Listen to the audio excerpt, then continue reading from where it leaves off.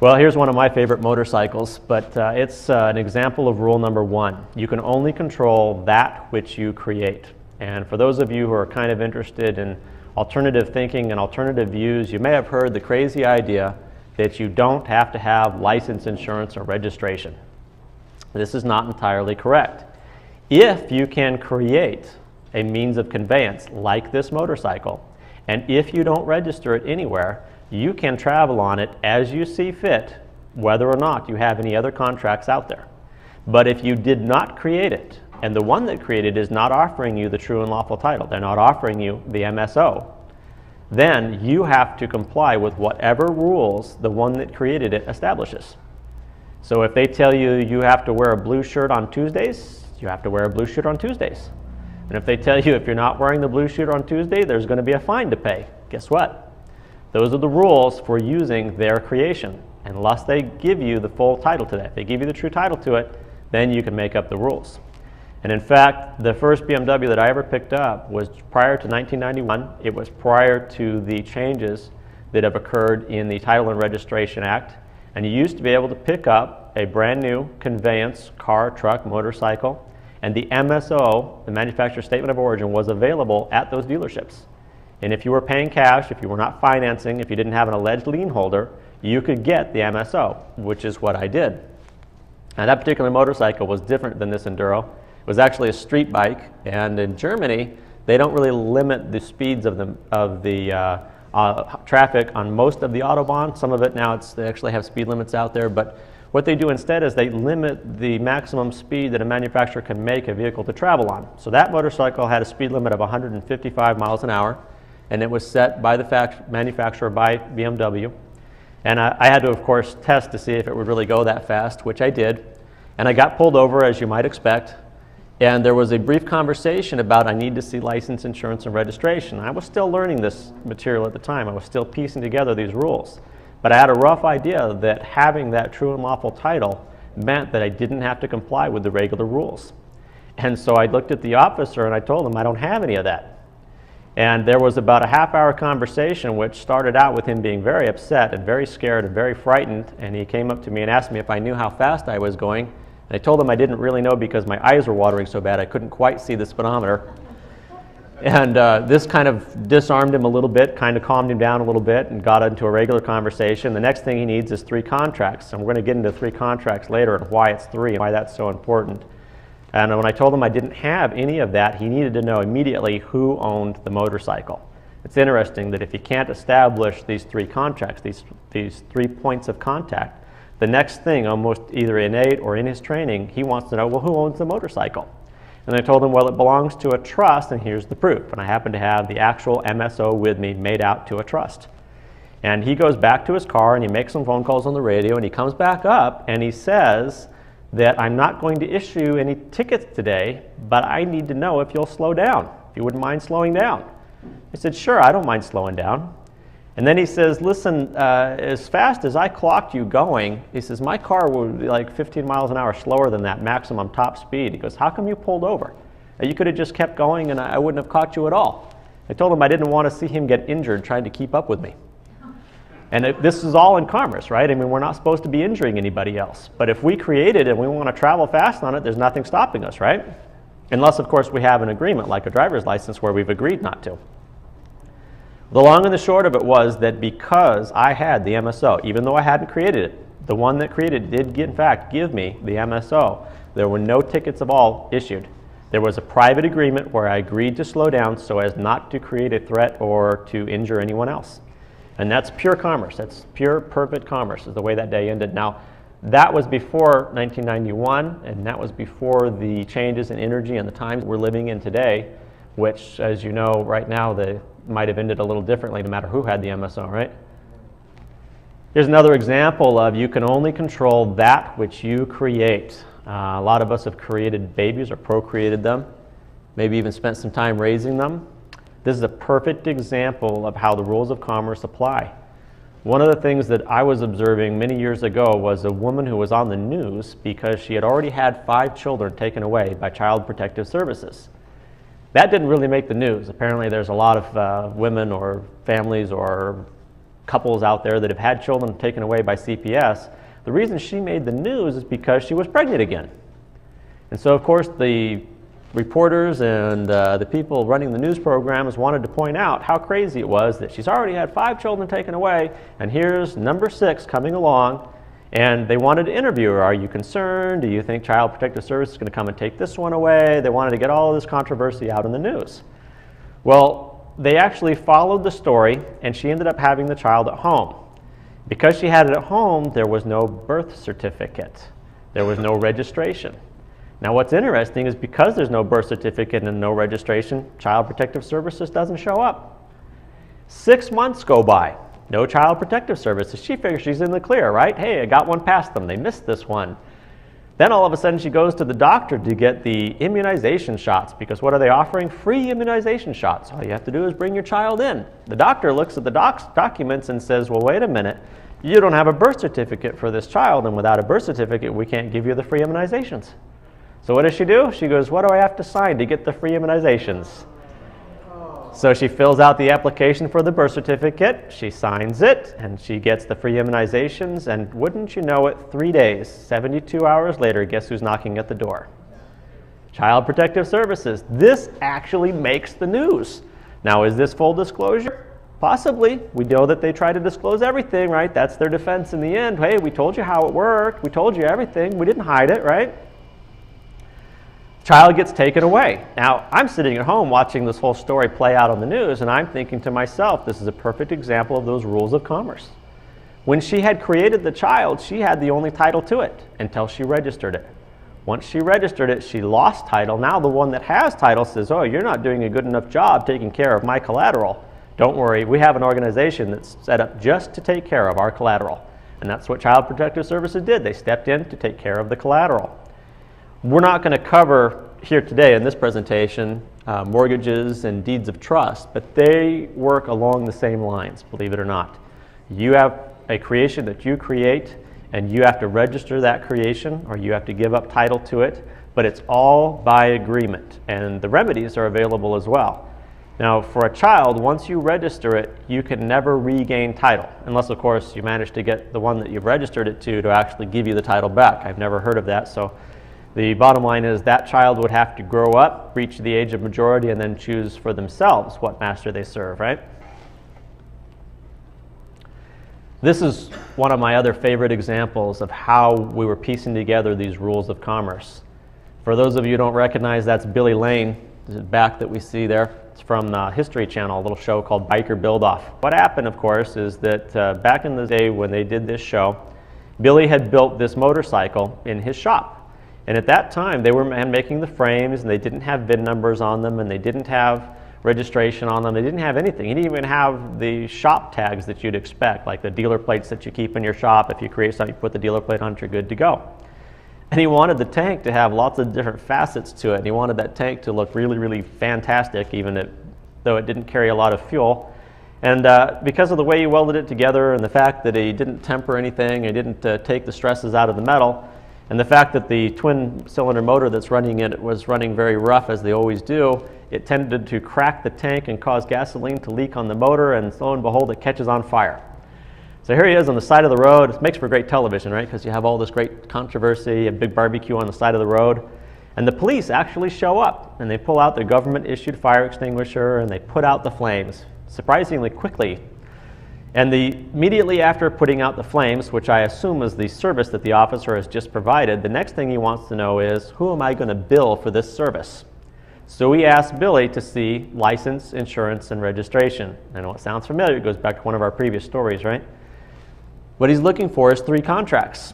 And Billy turns to him in his drunken, more or less hillbilly manner, and he says, we don't have any of that because I just made this. They actually cut to commercial, and we don't hear anything until we get back to from commercial, and the announcer says that the police officer decided to take pity on poor Billy since it had actually caught on fire on the side of the road, and he did not issue him any tickets for the license, insurance, and registration, or for not having license, insurance, and registration. But from our point of view, through observation and through looking at the rules of commerce, we see that when he said, I just made this, that's actually the MSO. He established title to his creation. And because he has title, there can't be any requirement to wear a blue shirt on Tuesday, or to have it registered, or insured, or licensed, or anything else. And because there was no jurisdiction over it, the officer ceased. He stopped right then and there. There was no further commerce to conduct. Of course, today, even if you buy one of these kits, they try to sell you a frame that already has a VIN number that's already registered somewhere. And whether you're building it in your garage or whether you're buying it from a dealership, what you'll discover is all they're offering you is what's called an MCO, or Manufacturer's Certificate of Origin. Certificate always means copy of. It's never the original. An MSO, or Manufacturer's Statement of Origin, which is the true and lawful title, has to have a declaration of creation in it. It can be as simple as, I just made this, or it can be Ford Motor Company declares that it created such and such vehicle and describes it. Whereas an MCO is very different. The certificate, which is to do with what has been registered and the title has been lost, that says that such and such manufacturer declares that this is the first time title has conveyed in ordinary commerce. Now, just like if you're looking at algebra, basic simple algebra, just like looking at scripture, which is basic algebra, if it says that this is the first time title has conveyed in ordinary commerce, then that has to mean inversely that the true title, the true lawful title, has already conveyed in extraordinary commerce. Now, we're not going to get into really great detail about how all that works, but realistically, if you show up at a dealership and you wish to acquire an interest in a vehicle or in a motorcycle or in a boat or anything of this nature, and you're not offering them true payment, they don't have to give you true title. So you show up at the company store where the company vehicles like Phillips Dodge or whatever other company, or like the Dutch East India Company or the United States of America, and they're selling you, look, this is all company property here. And you have company script, these Federal Reserve notes. And since you're not paying in anything other than company script and it's not real money, we don't have to give you real title. And of course, if you're not smart enough to know the difference, we definitely don't have to give you real title, right? Now, rule number 1, you can only control that which you create. This happens to be the United States statutes at large. Now, codes and statutes are very interesting. To start with, they're copyright protected, which we're going to cover in the next slide. Also, if you create something, you get to control it. Now, if you come into this system of commerce, whether you're here on the earth as a living being, or whether you've come into the actual system of commerce on the waters of commerce, in order to play in commerce, you have to be able to create something. Now, if you can't grow food, and you can't create children, and you can't create vehicles, what could you create that would allow you to play in commerce? How about paper? Yeah, you could become a paper merchant. You could become a law merchant. And you could even disclose to the whole world that what you have are pagan statues, like pagan idols, like pagan priests and pagan statues and pagan idols. And you could call it the United States statutes, or United States pagan statues, however you want to call it. Or you could even go so far as to fully disclose to the whole world that it's a code. You could call it the motor vehicle code, or whatever other code. You could tell them up front, it's just an illusion, it's a code, or it's a statutes. So here's how they use it against you, and it has to do with these first 2 rules. Because they've created it, and they haven't given you title to it, they get to control it. And they took that control one step farther. They actually copyright protected it. So when they charge you with a violation of a code or statute, what they're actually doing is they're coming after you for the copyright violation. because you didn't have permission to use that private copyright protected material. Now, a traffic ticket, they hand you a traffic ticket and they want you to sign it. And right on it will have the motor vehicle code that's allegedly been violated. Now, if you don't have the right to use that private copyright protected material and you sign that piece of paper, you have now violated the copyright. And that's actually what they come after you for. It has nothing to do with whether you were speeding. It has nothing to do with that stop sign. It has nothing to do with the real and the illusion or the fiction and the reality or any of that stuff. What they're saying is, look, it's our private copyrighted codes and statutes, and it's the only thing we could create, and this is how we play in commerce, and you came along and violated our copyright. How about Disney? We're going to cover the magic of Disney a little bit later on, but for right now, here's Wally with this criminal copyright notice. How does it become criminal? Well, that motor vehicle code, the United States code, code of federal regulation, boy, it's all an illusion, right? It's a code, it's a statute, it's a statute. These are the same pagans in the same pagan game that's been going on from Sumer through Babylon to present. And it's based on if you create something, you can control it until you give up title through registration. So you could maybe try to get them to register their codes or statutes under you. That'd be a great game. I bet they'd get really, really upset, kind of like pulling the curtain back in The Wizard of Oz, right? Here's basic definition of money.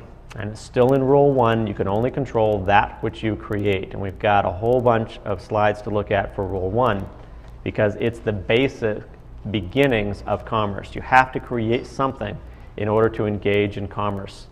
Whether you're skilled with your hands and you build houses, or whether you fix vehicles, or whether you create beautiful painting, works of art, whatever it is, you have to create something in order to play in commerce. Now, money, the basic definition of money is any medium of exchange. So anything that could be a medium of exchange in commerce can be loosely described as money, with one exception. The one thing that can never, under any circumstances, be money is debt. An IOU, a promise to pay, can never at any time be money. Anybody think that there's debt floating out there that's perceived as money? What's really great is the IRS's job is to punish you for lying. Because they're not the only ones. I mean, you know, all the code, statutes, courts, everything. Basically, they're out there to punish us when we lie. So if somebody is giving you debts as income, and you actually claim an earned income, when you receive this debt, you've lied, and you will be punished financially for it. And that's where these taxations and all of these other cool things come from. Now, here's the one form of debt that's perceived as money that we're all familiar with. These are Federal Reserve notes. Notes, not money, not cash, right? Federal Reserve notes. And if you are the Federal Reserve and you create Federal Reserve notes, you get to control them. And here's the best part.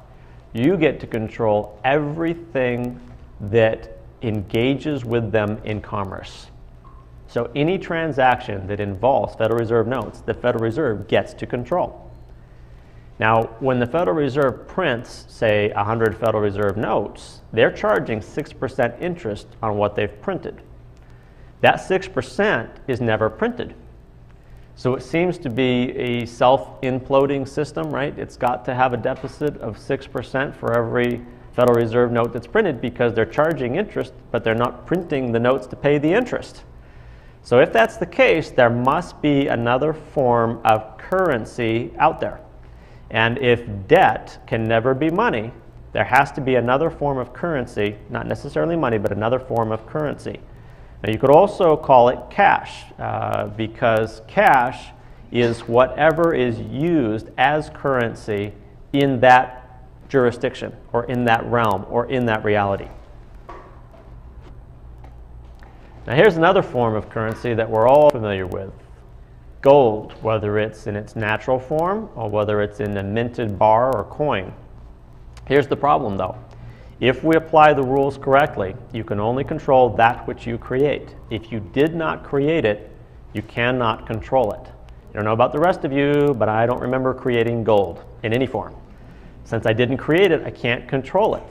And there have been a lot of these people who begin to learn a little bit of things like this, and they immediately go out and try to engage in commerce using gold, because somehow they instinctively know that the energy of a Federal Reserve note is negative.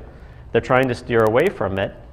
And what happens when you go out there in commerce and you try to engage in commerce with gold? You get arrested for some reason.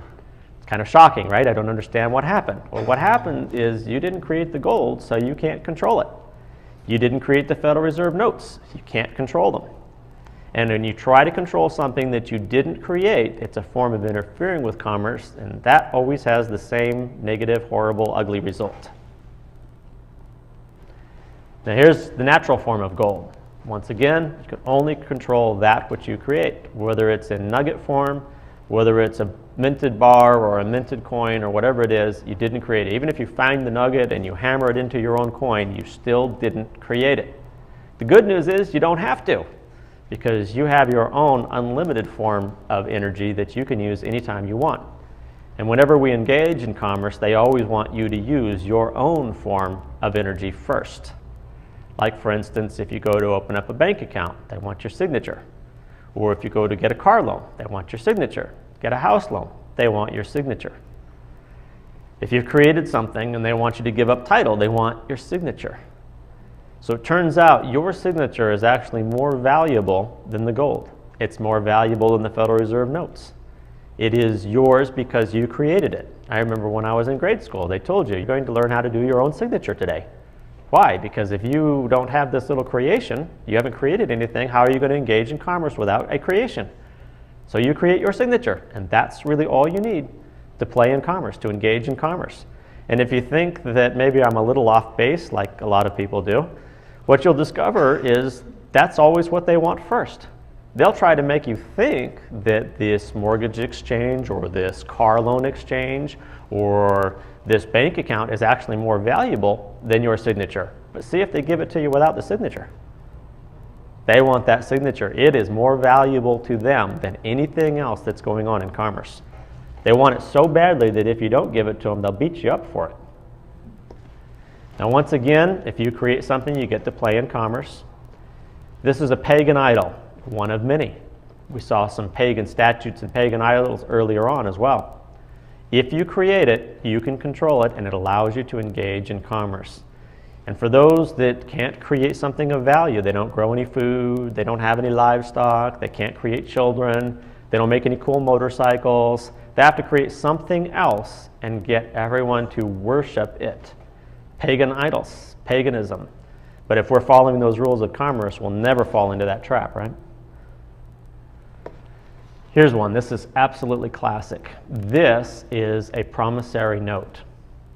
It's from June 15th, 1916. The dollar amount is $500. And you'll see the signatures on it. There's actually 2 signatures. This is incredibly valuable, right? We're tapping into the energy of 2 living beings when we create this.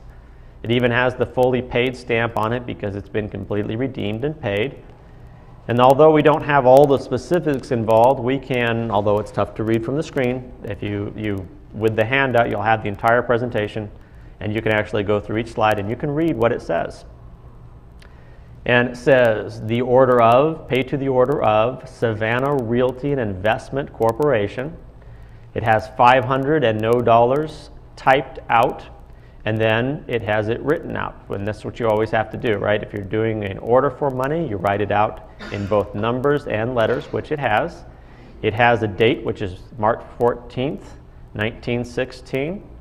It has a paid to the order of party, which is Savannah Realty and Investment.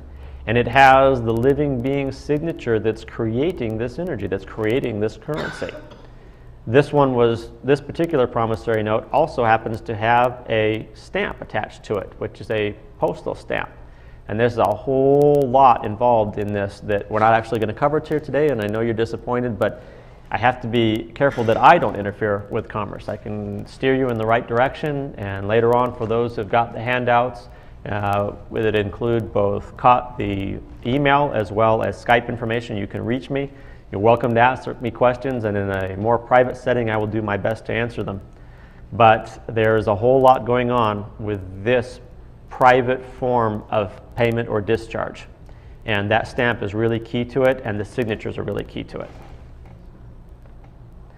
Now we have another pagan idol. Of course, we've all seen various versions of these pagan idols. In order to engage in commerce, you have to create something. If you grow food, especially good food, you're the best. We love you. Come out there and engage in commerce and feed everyone, right? But if you can't grow food, and you can't create children, and you can't create cool motorcycles, then you have to create pagan statues and get others to worship them. And that's what they do. Gold chain round your neck, nothing to me. Diamonds in your teeth, nothing to me. You could be rolling 22s, nothing to me. You're listening down with the truth, now that's something to me. Know thyself, seek and ye shall find. I tell you this now, it's in no African mind. Searching, diamonds, gold, silver, platinum, them the kind of things, illusions you fathom. Yeah, they call it magic. Why, you're right, it's tragic. I know, clever what they done, fantastic. Come against me now, you end up in a straitjacket. I'll prove you illiterate. One question, the language. Now who's the pickle in the sandwich? This kind of knowledge that you're hearing will damage you, destroy you. Don't worry, I'll employ you, get you back on track, so you can defend your own attack. Gold chain round your neck, nothing to me. Diamonds in your teeth, nothing to me. You could be rolling 22s, nothing to me. Down with the truth, now that's something.